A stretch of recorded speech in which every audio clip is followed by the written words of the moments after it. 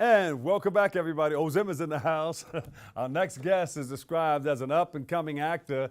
He's on the come-up, and whose most recent credits include starring in a film, which premiered at the 2016 Tribeca Film Festival. We welcome Andre Ozim to the show. Give him a big hand, everybody. Everybody at home. Clap, clap, clap. Thank you so much. Thank you. Thank you for all your work, and I know we're going to be seeing a lot more of you on stage, in films, in the movies, on TV. Yeah. Yes. Yes. There you go. All right. Tell us about you. Okay. Well, I started maybe like a few years ago. I was an intern as a paralegal in D.C. and I kind of just like quit my job and moved to New York with like $40 in my pocket. That's a story. Go ahead. Yeah. Tell us more. And the first year, I like slept in my car for like 8 months, just trying to figure out life and what makes me happy and everything. You know, I was 21 years old. Like I didn't have. You washed up in the Burger King bathroom and all that stuff.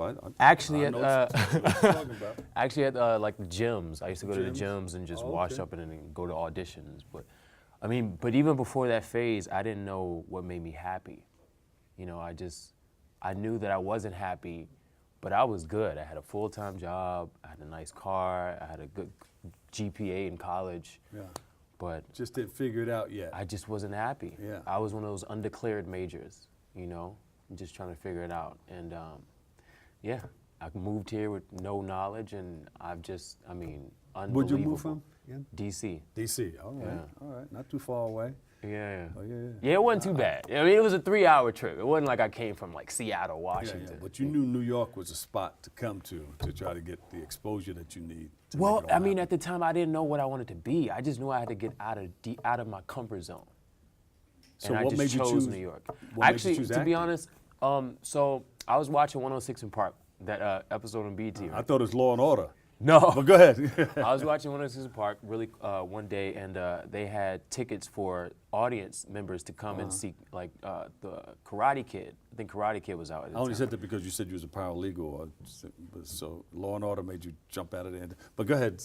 No, but I was literally watching TV. Long story short, I won tickets to 106 in Park. Yeah. And I was literally on set, kind of like this, and I was looking at like Taraji P. Henson, Jaden Smith, and all. I was like, wow, you could do that. I could do that, right? And then I was you like, caught you know the what? bug. That's how it happens. You caught the bug. Yeah, I said, you know what? I'm gonna quit my job and just try something different. Leap of faith. Leap of faith. Yeah. So then you jumped out, and then what happened after that? I started doing background work, and I did background work on Wolf of Wall Street. And I met Leonardo DiCaprio on set, and I asked him, has he ever done background work? And he was like, no. What, really? I was like, straight into principal, huh? Yeah, I mean, And then I was like, wow, okay. So I started doing student films, and one of my first films, my first like actual real film made Tribeca Film Festival. Yeah. And then since then, and I had an appearance in Gossip Girl. That was one of my first TV breaks. And then just recently, like last week, I've auditioned for ABC for a pilot coming up. All right. So it's just, and I've been doing a lot of theater and just, I don't know, man. I met every monologue that you use? Yeah, I have a Shakespeare monologue. You do? Yeah. Can we hear part of it? All right, quiet on the set. Here we go. Watch this. They're not watching. To you? Yeah. But soft what light through yonder window breaks. It is the east and Juliet is the sun. Arise for a sun and kill the envious moon who is already sick and pale with grief. That thou her maid art far more fair than she. Be not her maid since she is envious. Her vestal livery is but sick and green and none but fools do wear it. Cast it off. It is my lady, oh it is my love, oh that she knew she were. Should I keep going? Should we give him a job? You're hired? He's hired. Good. All right. Thank you. So you have some projects coming up. What are you working on? Like I said, ABC, I'm knocking at their door. Mm-hmm. I literally have a call back next week for ABC. Oh, good. If they call you back, that's a good thing. Yeah, definitely. Yeah, they'll hire you. I mean, if I get that, that's my biggest break. Mm-hmm. But I have a theater project coming up in a city in Manhattan. It's about maybe 100 seats to 150 seats. It's an off-Broadway show. Yeah. It's a comedy romance. Yeah. Yeah. And so I trained in London actually. I actually took it serious. Like I left here and went to London for about a year, and I trained. So I have that. I'm doing stand-up every month in January and February and March. You got jokes? I got jokes. Oh! Man. I got jokes. All right, I'm not going to ask him to say. All right, say one. Yeah. So every month that I go in to do stand-up or improv or anything like that, what I'm doing is I'm taping my own like sketch comedy show.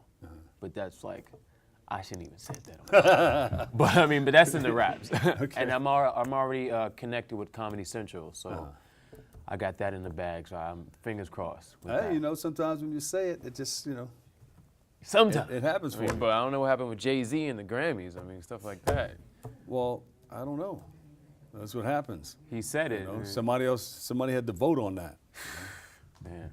But he was nominated. That's a good thing. I He was guess. nominated. And you know, Jay-Z, you know, he'll come back again next year and do it again. You know, I hope so, man. he'll do it again. So your dreams and goals are on point now. This is exactly what you want to do. Yeah, it took a while. I didn't know what I wanted to do.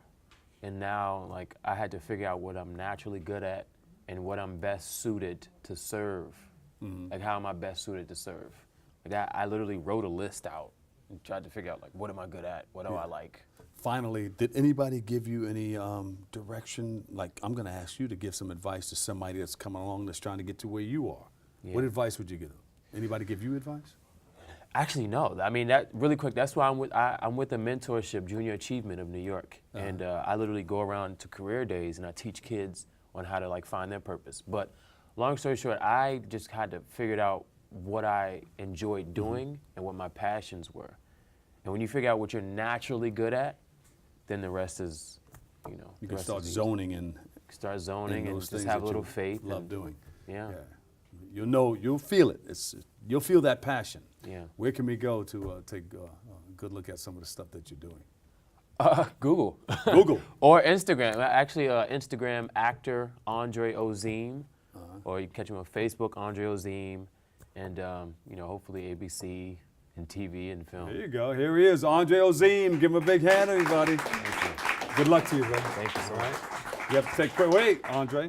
We have to take a quick break, but stay tuned. We'll be right back.